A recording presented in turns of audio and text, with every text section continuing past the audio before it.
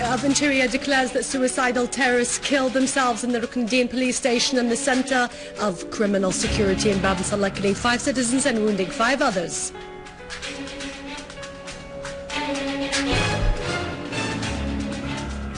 Units of the Syrian army destroy several terrorist gangs and their leaders in Berzeh, Jobar and Al-Qaboun.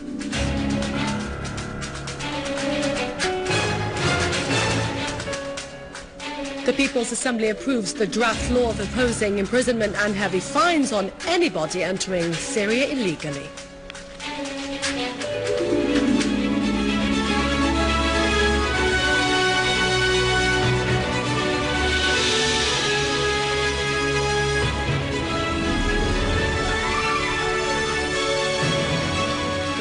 Welcome to our news bulletin. I'm Dania Nizam.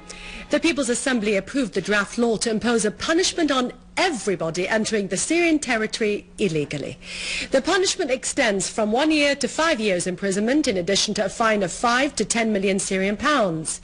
The Minister of Justice, Najm al-Ahmed, said that the current situation led to the entry of large numbers of persons into Syria under various names. Therefore, it was necessary to enact a deterrent law to all those entering into Syria illegally. Entry should be legal and legitimate.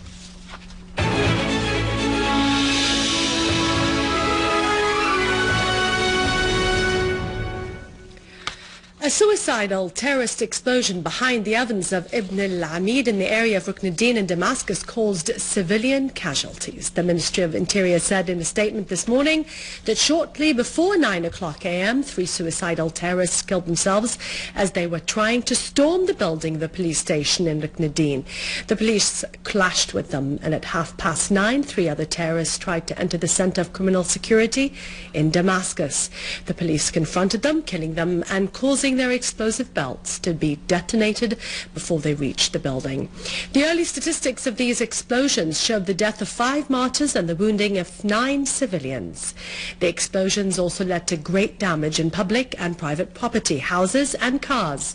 The Ministry of Interior immediately began investigation, taking samples of the remains of the explosions from the scenes of these crimes. These terrorists belonged to the so-called Jabhat al-Nusra. This was known from the types of clothes they wore. The ministry asserted that such cowardly crimes would never stop its work, and the ministry would continue to confront terrorism and to chase the extremist terrorist killers. The ministry called upon citizens to play their role in collaboration with the security forces and to give any information about their movements in order to contribute to the protection of the security and stability of our homeland.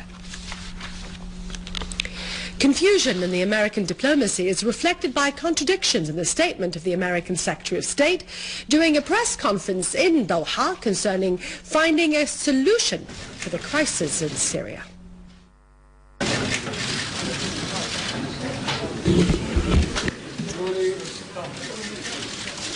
The scene exposes the state of confusion in the American diplomacy. This appeared in the contradictions of the statements of the American Secretary of State.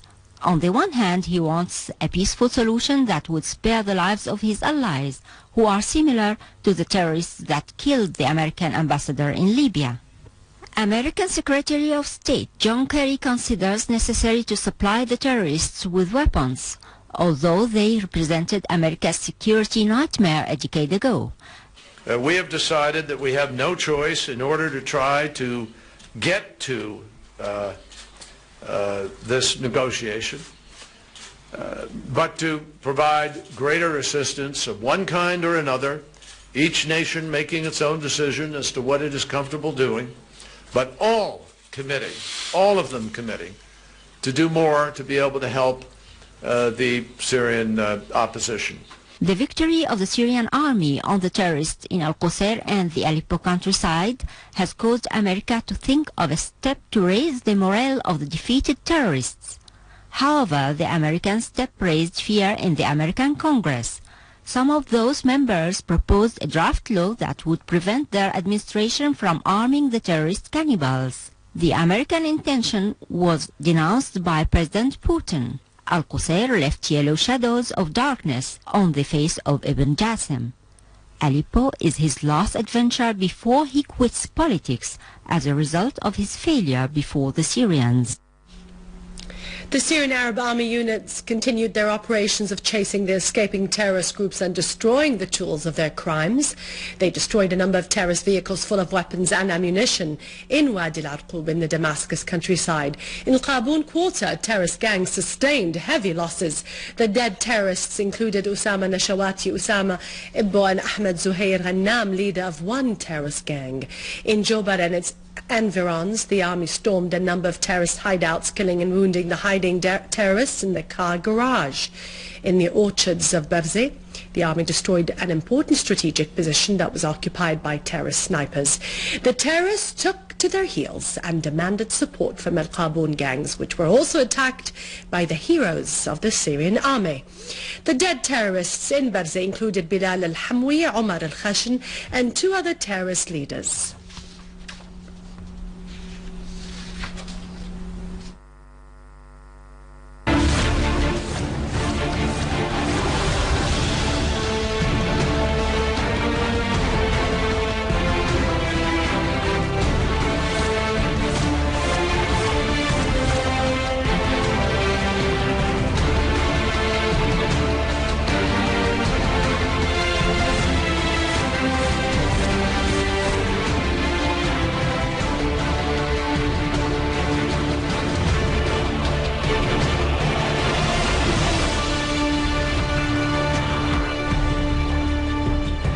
"458 wanted men surrendered themselves and their weapons to the specialized authorities in Damascus and its countryside and in Deir ez-Zor, as the specialized authorities settled their situation after they pledged not to carry weapons again. The American website of Counterpunch considered the victories of the Syrian army, particularly in Al-Qusayr, more than the American administration could bear. So it announced its intention to arm the terrorist gangs. The website added that Obama was losing public support in America because the American intervention in Syria could lead to results worse than what happened in Iraq. This would ignite a regional war without any positive results. The Iranian Foreign Minister Ali Akbar Salehi asserted that arming the mercenary terrorist gangs led to the continuation of the crisis and bloodshed in Syria. He stressed Iran's refusal of imposing any foreign diktat on the Syrian people. In a joint press conference with his Lebanese counterpart Adnan Mansour in Tehran, Salehi said that they agreed that the influential country should take the necessary steps to solve the crisis in Syria. He also said that the Syrian situation remained basic in this region. The Lebanese foreign minister asserted that sending arms to the Syrian opposition would never serve peace and dialogue. He expressed his hope to see peace in Syria as soon as possible. French investigators accused a French officer of helping his brother to infiltrate into Syria in order to fight with the armed terrorist gangs. French information sources said the officer was accused, with two others, of supporting terrorism. Those two were arrested because of their links with terrorist groups in Paris. The three defendants would face trial in a French court tomorrow. French mass media asserted that dozens of French citizens infiltrated into Syria during the past few months in order to join the terrorist groups, which commit crimes of murder, abduction and sabotage. The Minister of Social Affairs, Dr. Kinda Shamat, asserted that supporting the non-governmental organizations is important because these organizations are the major partners in the field of salvation and humanitarian work, particularly in Syria's current circumstances. During her inauguration of a training workshop collaborating with the UNHCR, she stressed the necessity of training civil societies and setting up plans for their work. She pointed out that the government was offering help and services to all areas in collaboration with international organizations and civil societies.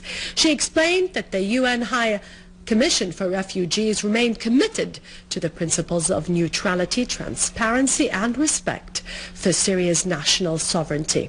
She asserted that the High Salvation Committee continued to ensure the supply of assistance to all the harmed citizens in all areas, according to the reports of the subsidiary committees. Mr. Tariq al-Kurdi, chairman of the UN refugee missions in Syria, stressed the importance of the role of the workshop in synchronizing all efforts to reduce the suffering of the harmed families and to raise the capacities of the civil societies working in this field. In the final communique of the conference, which was held in the Blue Tower in Damascus, the Syrian family gathering underlined the importance of being open so that we could recognize others who haven't participated in the killing of the Syrian people. The gathering also emphasized the necessity of fighting extremism, which splits the country, and calls for rejecting the foreign intervention in Syria's internal affairs. It's over to our economic news with Vani after the break. For more details, you can visit our website on syriaonline.sy. God bless you, and always long live Syria.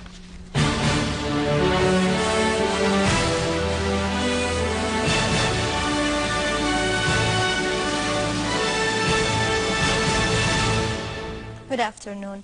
Minister of Agriculture decided to plant the sugar beets in wide fields, preparing for the forthcoming season in both Deir ez-Zor and Al-Raqqa. Minister of Agriculture Ahmed Fatah al-Qadri explained that the new kind of sugar beet is characterized by being sweeter, which would boost the production of sugar in Syria by 13,000 tons. Al-Qadri added that the new kind of sugar beet will help increase the work in the sugar factories so that more jobs will be provided for the workers. The branch manager of the General Establishment of Trading and Manufacturing Cereals in Homs asserted that 450 million Syrian pounds have been transferred to the Cooperative Agricultural Bank's branches in the Governorate to pay the farmers. He pointed out that the marketed wheat reached 15,500 tons of hard wheat.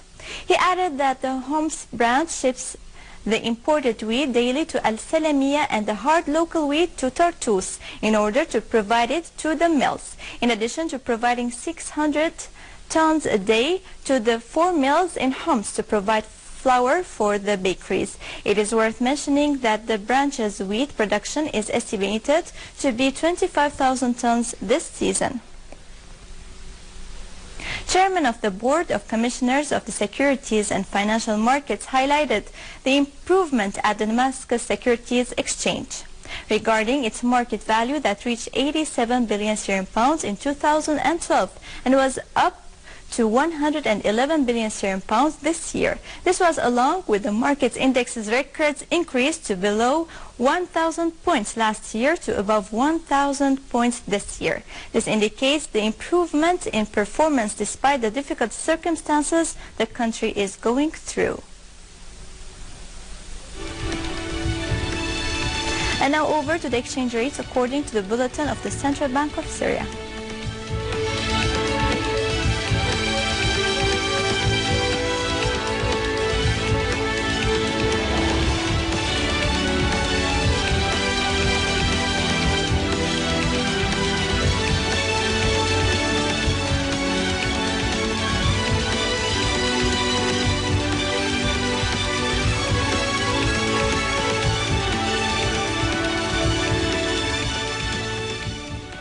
With this, we conclude our news. Thank you for watching and goodbye.